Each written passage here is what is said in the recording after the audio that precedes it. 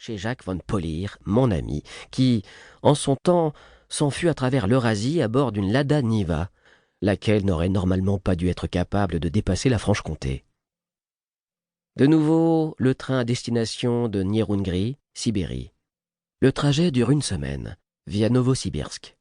Je reste couché dans ma cabine, la majeure partie de la journée. Par la fenêtre, je regarde défiler les bouleaux. Ils sont le signal d'alerte du début des terres slaves. Un boulot en cache toujours un autre, et ce drôle de petit jeu se prolonge jusqu'au Pacifique. Le transsibérien, ce sont deux rails parallèles posés devant soi sur des milliers de kilomètres par décision du tsar, à une époque où rien ne justifiait qu'on fît un détour pour contourner une isba ou un village qui se serait trouvé sur le tracé. Donc, ça va tout droit. La plaine passe et chaque minute est fidèle à la précédente. Von Paulus, un jour que son panzer rendait l'âme, embourbé dans une fondrière, sortit la tête par la tourelle et, retirant son casque, soupira. « En Russie, il n'y a pas de route, il n'y a que des directions. » Un soir, la nuit ne tombe même plus car nous sommes à la fin de mai et abordons les hautes latitudes. Un demi-jour laiteux fait la soudure entre le crépuscule et l'aube. Lors d'une halte, deux Russes montent dans mon compartiment, Nina et Sergueï. Ils reviennent de 3 semaines de repos dans un sanatorium du Kazakhstan.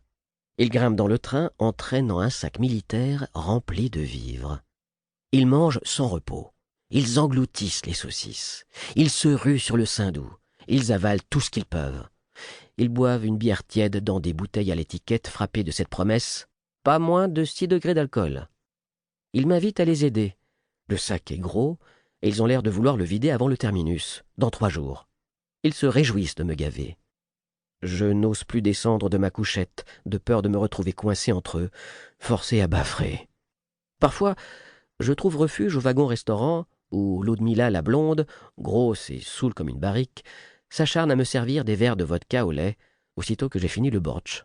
Et quand, repu et un peu gris, je pousse la porte de la cabine pour regagner ma couchette, Nina et Sergueï sont là, assis devant une gamelle de purée fumante, intacte. « On vous attendait pour commencer !» Déjà 11 jours écoulés depuis Paris. Sandrard prétend que le train fait broum, roum, roum. Je penche plutôt pour un rythme à 4 temps, comme dans la fameuse mesure du Roméo et Juliette de Prokofiev. Tan, taran, tatan, taran, tatan. Dedans, les heures se dissolvent dans la torpeur.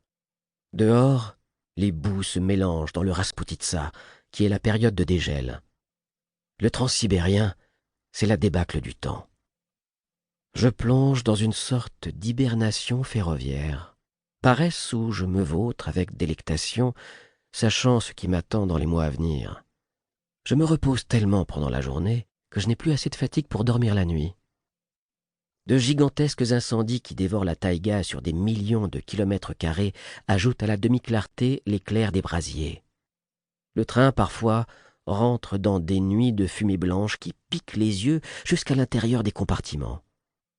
C'est à la double lueur des flammes et de la clarté nocturne que je lis dans un journal l'histoire d'Aaron, jeune montagnard victime d'un accident dans les Rocheuses américaines le mois dernier. Un bloc lui a roulé sur le bras droit alors qu'il escaladait un ravin.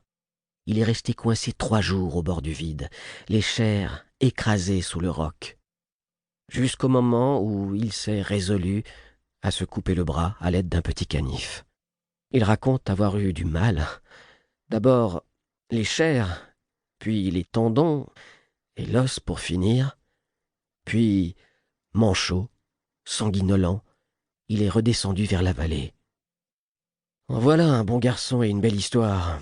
Parfaitement ce qu'il me faut. De la détermination, du mépris pour le corps et enfin, de la volonté d'avancer, toujours, quoi qu'il advienne. Un matin, alors que Sergueï et Nina attaquent un second poulet fumé, une étrange luminescence chasse l'éclat d'acier de l'aube. Je regarde par la fenêtre du train. C'est le Baïkal qui agit comme un réflecteur géant et renvoie au ciel les rayons du soleil tirés au travers des nimbus. La ligne contourne le lac par le sud, vers Tchita. Dans quelques semaines, si tout se passe comme je le veux, j'avancerai à pied au bord de la rive orientale du Baïkal. Je remonte sur mon bas-flanc et je réfléchis. Pour continuer à écouter ce livre audio gratuitement, cliquez sur le lien dans la description et vous pourrez l'écouter en entier sans frais grâce à l'essai de 30 jours d'Audible.